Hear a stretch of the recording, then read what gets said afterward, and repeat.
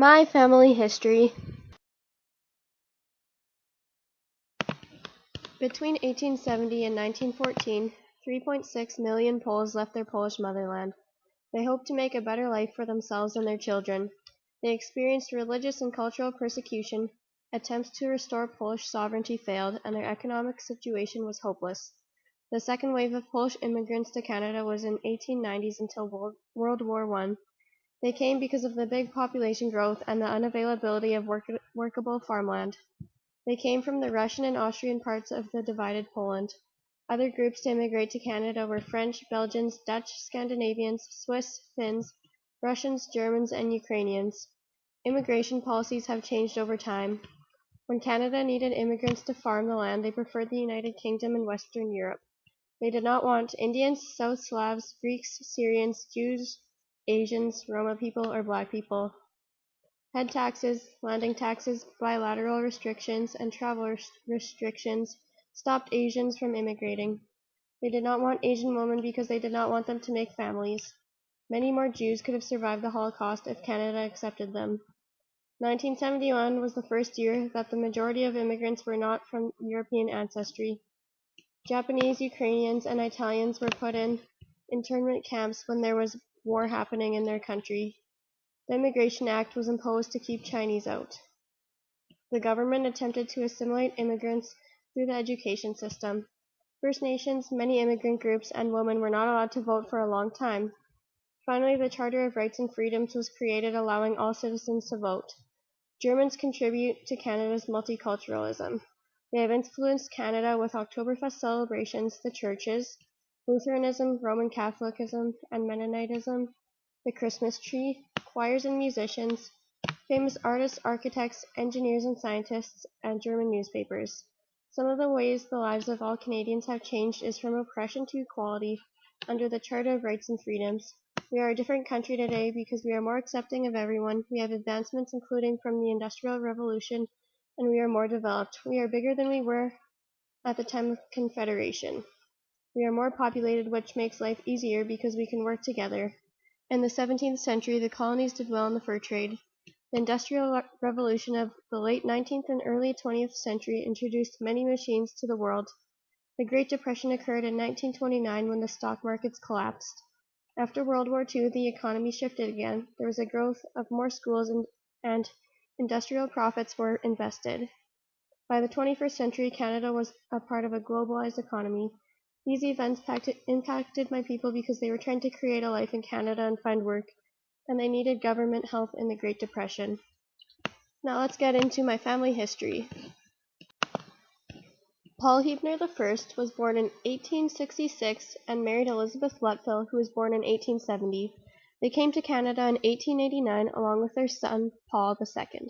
They hoped to begin a new life with their son. They came from Rovno, Poland. Rovno is now part of the Ukraine and is called Rivne. During this time was the reign of Queen Victoria of England, at which Poland was divided between Russia and Germany. They used to live in Germany, but the government wasn't good there, so they moved to Poland, but the government wasn't good there either, which is why they wanted to come to Canada. In Poland, they didn't have opportunities. They were oppressed and needed work. There was no land for them there. Canada was offering free land and opportunity. They didn't really consider going anywhere else because they heard about Canada from some friends that already moved there.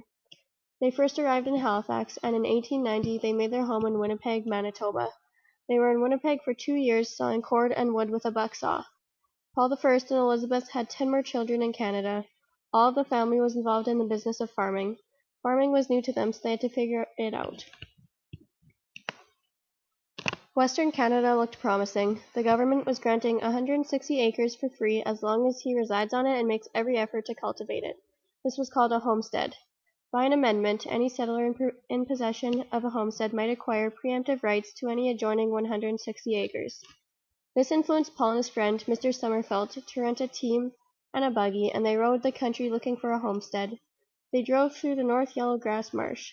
The country was unlike anything they had known. There were no trees, which could help to prepare the soil, but also would make a housing and fuel problem.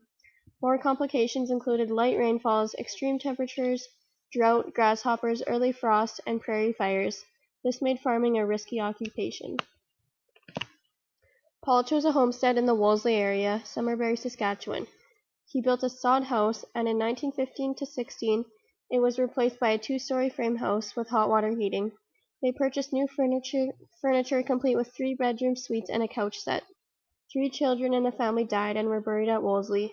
The other 8 children attended Middleford School from March to December and Bible School from January to March. This included catechism, Bible study, and reading and writing in German.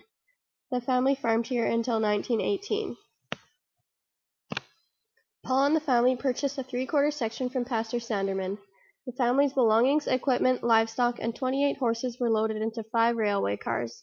They moved from Wolseley in 1918 and traveled by train through Swift Current and on to Vanguard.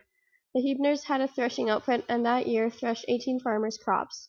The boys purchased land and farmed in the area. 2 of the boys were in a brass band. The Great Depression struck in the 30s, and there were hardships encountered by every family. Men had no work, machines stood idle, and many were forced to go on government relief. It was a very dusty time. Elizabeth's many side duties included drying Saskatoons, storing pork, making butter, making soap, and knitting socks and mitts. The women and children milked the cows and fed the pigs and chickens. Paul I died in 1934 from a neck injury resulting in a brain hemorrhage. Elizabeth died in 1938 of an illness. It was hard to access quality medical attention. Emil Huebner was one of Paul and Elizabeth's sons. He was born in 1899 at Summerberry, Saskatchewan. In the summer he helped on the farm, and in the winter he went to school and obtained grade 5. In 1921, Emil married Amelia Redlick from Lang, Saskatchewan. They settled in the Simonson School District. Several years later, they moved to another farm on the Glenbane District. They had 6 children in this home, including my grandpa Ira. They lived and farmed here for 39 years. To get through the Great Depression, the family had to work hard. They even had to feed the cattle weeds. They chopped up wild thistles and pigweed to feed them. They relied on government help. The government gave them seeds to plant. In 1948, to make extra money, Emil rented out his combine in the United States. Emil eventually acquired 5 quarters of land, and it took him 20 years to pay it all off. He only had it all paid off shortly before he died. In the fall of 1960, they retired to Medicine Hat, Alberta. Emil passed away 7 weeks later. He served on the local church board. He was a wheat pool committee member and a co-op director. In the early years, he hauled grain in winter by wagon with a team to an elevator in Kincaid 12 miles away. My grandpa Ira Huebner married my grandma Velma Ingle, and they had 3 children, including my mom Glenda. They had her when they lived in Glenbane. They currently live in Medicine Hat. My mom and dad, Miles Victor, then had my 2 sisters and I in Estevan because my dad was born there. And that is my family history and how I came to live in Estevan.